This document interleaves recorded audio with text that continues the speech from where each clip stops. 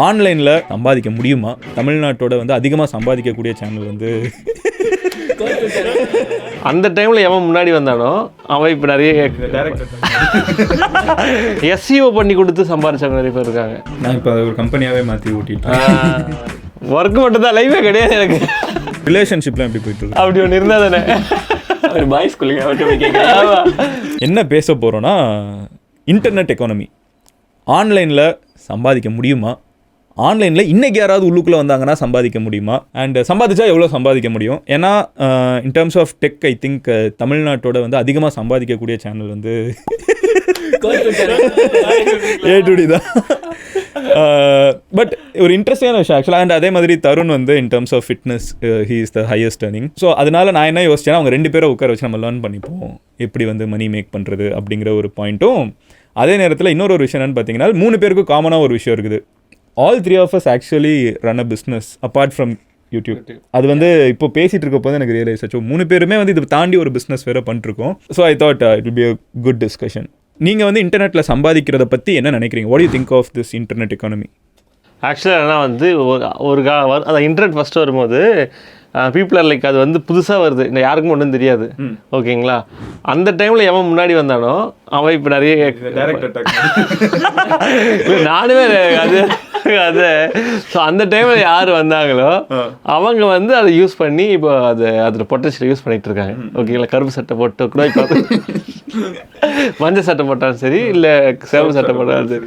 So இதுதான் இப்படி ஆரம்பத்தில் எப்படி அது என்னென்னா, பொதுவாக என்னென்னா, எது வந்து நார்மலாக இல்லையோ, எது அப்நார்மலான ஒரு விஷயமோ, எது வந்து மக்களால் எல்லாராலையும் யூஸ் பண்ணப்படாத ஒரு விஷயமா இருக்கோ, அதை எவன் ஒருத்தன் அதை கையில் எடுக்கிறானோ அவன் சக்ஸஸ் ஆகிடும். ஆமாம் அப்படின்னு சொல்லிட்டு.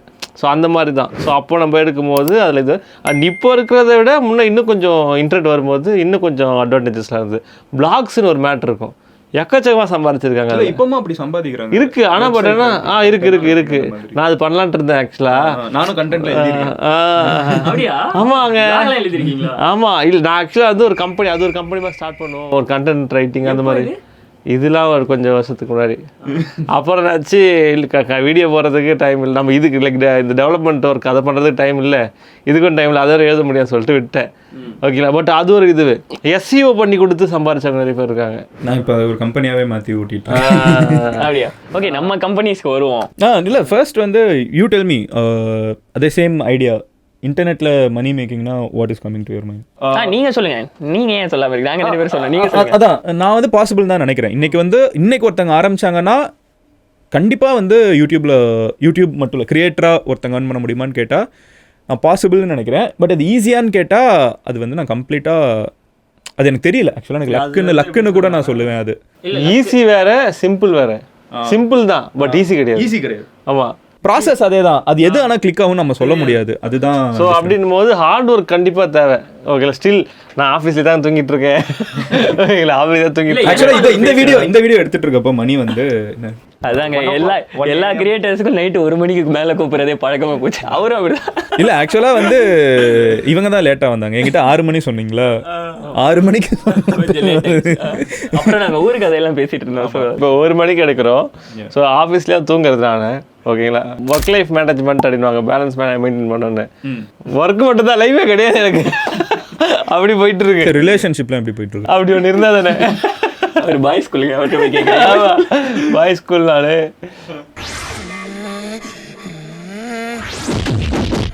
அப்புறம் பாய்ஸ் ஸ்கூல் தான். பாய்ஸ் ஸ்கூலில் இருந்தால் ரிலேஷன்ஷிப் இருக்கக்கூடாதுன்னு இல்லையே? எனக்கு இல்லைங்க. இல்லை, ஏன் இதை கேட்டேன்னா, கிரியேட்டராக இருந்தால் காம்ப்ரமைசஸ் என்னென்ன எனக்கு எப்படி தெரியுமா இருந்துச்சு. ஆக்சுவலாக இது ஆரம்பித்தப்போ வீடு தான் எனக்கு ஆஃபீஸ். ஸோ ஆஃபீஸ்க்கு வந்து இல்லை, வீட்டில் தான் எல்லாருமே வந்துட்டு கிளம்பி போனதுக்கப்புறம் நான் அங்கே தான் இருப்பேன். ஸோ இப்போ தான் ஆஃபீஸ்க்கு வந்திருக்கேன். புரியுது. இல்லை, அது எனக்கும் செகண்ட் இதுக்கு முன்னாடி இருந்த ஆஃபீஸ் வந்து அது ஒரு அப்பார்ட்மெண்ட் தான், ஒரு 1 BHK அப்பார்ட்மெண்ட் தான். ஆனால் அதிலே தான் தங்கி தூங்கி எந்திரிச்சு அங்கேயே திரும்ப ஷூட் பண்ணுவோம், அங்கேயே கண்டென்ட் ரிசர்ச் பண்ணுவோம்.